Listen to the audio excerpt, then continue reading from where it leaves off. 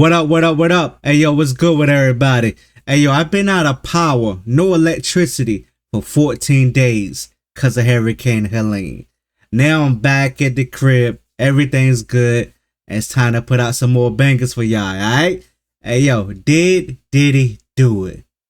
We about to see what's good with it, alright? Hit that subscribe button for your boy, alright? Roll to that 5K and let's get it. Congratulations! You've been invited to a party hosted by none other than famous rap mogul Puff Daddy. Ooh. It's going to be an extravagant gala and definitely going to skyrocket your social media following. But when you get there, it's just Diddy and a few of his close friends looking like plankton in his basement dungeon. And you're being told to take a bottle of lube to a private room to prepare yourself, all while Diddy licks his lips and looks at you. What are you gonna do if he hands you lube? Hey, they ain't my type of party right there, gang. Whispering to himself, I was in one bedroom, dreaming of a million. Now I'm in beach houses, cream to the ceiling. As you're about to find out, one of Puff Daddy's most famous lyrics could have been quite literal. 1,000 bottles of lube, enough to fill a very large aquarium. This was the shocking discovery inside of one of Puff Daddy's homes after a federal search warrant was executed against him. And all of that lube? Well, it was meant to be used by some of your favorite celebrities in what Diddy called freak-off parties. Try to picture 1,000 bottles of lubricant. Odds are you're not picturing enough. At 12 fluid ounces each, Diddy's freak-out lube stash would be almost enough to completely fill a 100-gallon fish tank. So why did Diddy need enough lube to create a slip and slide that could stretch across the entire length of a movie theater, from the lobby to the front screen? And we mean that literally. 1,000 12-ounce bottles equals about 93 gallons, which would let you cover a slip and slide 6 feet wide and around 630 feet long with 1 millimeter of personal lubricant, or a total surface area of almost 350 meters. At Diddy's movie theater, you could slide in the front door on a cushion of sex lube, whiz by the concession stand for your popcorn and soda, and then slide into your front row seats right by the big screen. And I bet he used a bottle of lube a day, because I know he had those for a long time. But damn. What's playing in Diddy's theater? Well, one of his personal home movies, but more on that soon. First, let's talk about enough lube to drown an elephant seal. Americans buy in bulk, as we know, and there's a Costco right down the street. These are actual statements from P. Diddy's lawyer in response to the discovery of 1,000 bottles of lubricant and baby oil at Diddy's home. While it is true that Americans enjoy bargain shopping from big box stores, most Americans also don't need enough lubricant to fully insert a Minuteman intercontinental ballistic missile into a missile silo that is a little nervous because this is their first time. The public discovery of Diddy's freak-off parties come alongside startling revelations from the numerous criminal cases against him. In 2023, Sean John Combs, a.k.a. P. Diddy, a.k.a. Diddy, a.k.a. Puff Daddy, a.k.a. Lube Daddy, a.k.a. P. Slip and Slide, a.k.a. Federal Defendant Number 1, saw his entire career unwind with allegations that he had abused and exploited former girlfriend Cassandra Ventura, also known as Cassie. That's where it all started. Was 37 years old and she was just 19 when they first met, quickly making her financially and career dependent on him. At these freak-off parties, it's alleged that he forced Cassie to perform acts on others against her will. The case would be settled out of court without the terms of the settlement being publicly revealed. However, it's likely that this included a very large financial compensation. There's no word on compensation for Diddy blowing up Kid Cudi's car after he became enraged to discover that Cudi had been dating Cassie. Given how much lube Diddy had on hand, man, all these women, all these dudes is sleeping with the same women. Getting his car blown up was the least of Cudi's worries. But Cassie's lawsuit was the tip of the iceberg, because Puff Daddy, aka Lube Master 3000, was already facing several other cases for exactly the same type of behavior. And front and center of these allegations were P. Baby Oil Diddy's freak-off parties. For both legal reasons and to protect their reputations, it has become incredibly difficult to get solid details on what exactly went on at these freak-off parties from those who attended. But it doesn't take much imagination when there are literally 1,000 bottles of lube and baby oil involved. Odds are, with that much lubricant to make things nice and slippery, Diddy and his guests were not hosting a chess club. Some leaks have emerged, though, painting a sordid picture of Combs' freak-off parties. Allegedly, they involved multi-day-long marathons of physical debauchery, with P. Diddy, aka Slip Daddy, flying in sex workers specifically for the events. That Man, Diddy just wanted some to get his rocks off, and he had his dudes.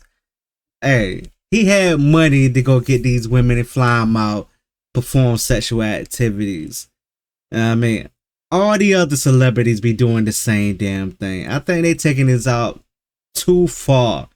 They don't do this to Hugh Hefner. I mean, he having these young girls staying with him and stuff.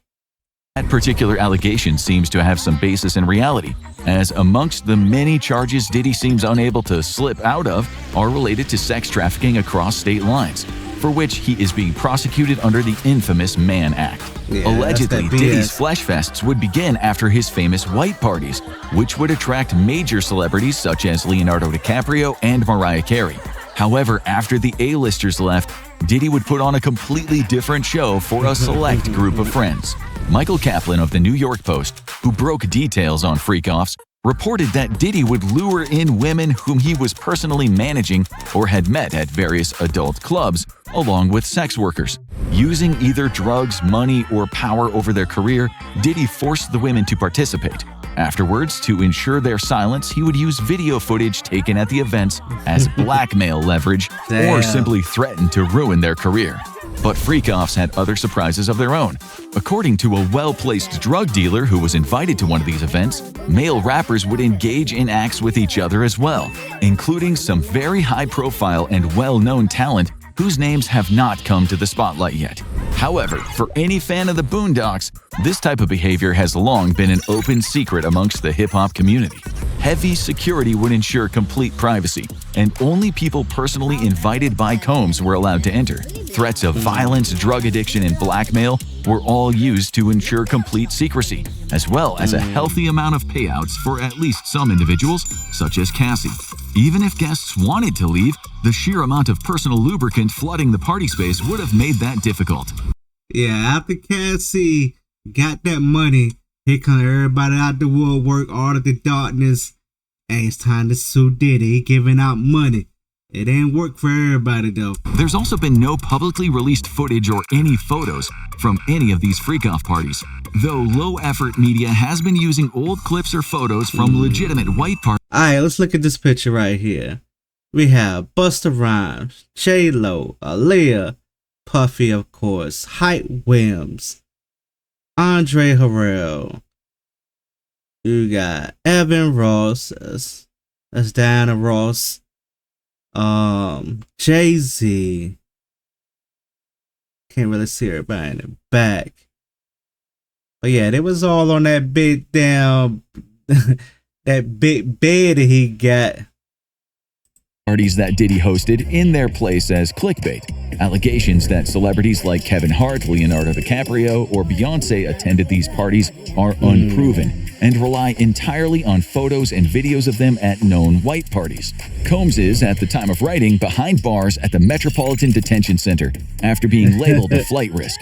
As federal raids against his U.S. homes were being carried out back in March, Diddy had taken his private plane to Antigua in the Caribbean. Thinking the situation over, he decided to return and was subsequently denied bail requests. Commenting on the discovery of 1,000 bottles of lubricant in one of his homes, Diddy, through his lawyer, wanted it to be clear that the presence of over 90 gallons of lube and baby oil was not, quote, as nefarious. Yeah, having baby oil is not a federal crime. Now what he used it for, I don't know. As it seemed, because who doesn't have a commercial-sized aquarium's worth of personal lubricant for various needs in their home? Sean Slippery Combs is facing some serious jail time for the charges against him, even as the details of freak-off parties remain tightly under wraps by federal prosecutors.